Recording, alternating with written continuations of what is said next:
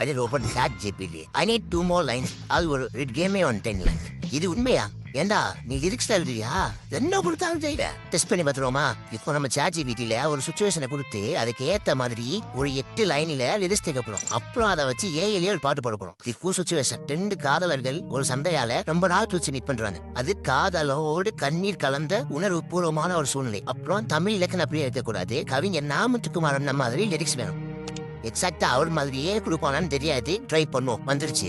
எப்படி எழுதிருக்கான்னு பாப்போமா? மழை நின்று போனாலும் நீர் துளி தங்காதே, மனம் நின்று போனாலும் முன் நினைவு சுருங்காதே, கண் நிறைந்த கண்ணீரை காற்று துடைக்குமே, கை நிறைந்த உன் வெப்பம் பழையதை உழைக்குமே. ஆக அருமையா எழுதிருக்கானே. இதை ஏன் பண்ணுச்சுன்னு கண்டுபிடிக்க முடியாத அளவுக்கு ஹியூமன் டச்சோட எழுதிருக்கா. இது நாமத்துக்குமாரன் எழுதின மாதிரி இருக்கா அப்படின்னு கமெண்ட்ல சொல்லுங்க. இப்போ இதை நம்ம பாட்டா போடுறதுக்கு முன்னாடி ஒரு சின்ன திருத்தம் பண்ணிருக்கான். இங்க நீர் துளி தங்காதே அப்படின்னு இருக்கு. இது அர்த்தப்படல. தங்காதேவ மங்காதே மாத்திக்கலாம். மங்காதே அப்படின்னா அழியாது மறையாது அப்படின்னு சொல்லும். இப்போ சுனோ ஏல லிரிக்ஸ போட்டுட்டு எந்த ஸ்டைல்ல பாட்டு வேணுங்கிறதையும் நான் ChatGPTல கேட்டு ரெடி பண்ணி வச்சிருக்கேன். அதையும் பேஸ்ட் பண்ணிக்கிறேன். இப்போ கிரியேட் பண்ணுவோம். அது கிரியேட் ஆகிறதுக்குள்ள என்ன ஃபாலோ பண்ணுச்சு.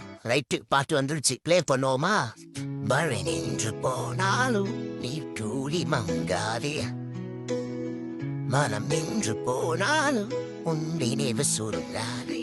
அருமையா இருக்குல்ல? இந்த ரீலை சேவ் பண்ணி நீங்களும் ட்ரை பண்ணி பாருங்க.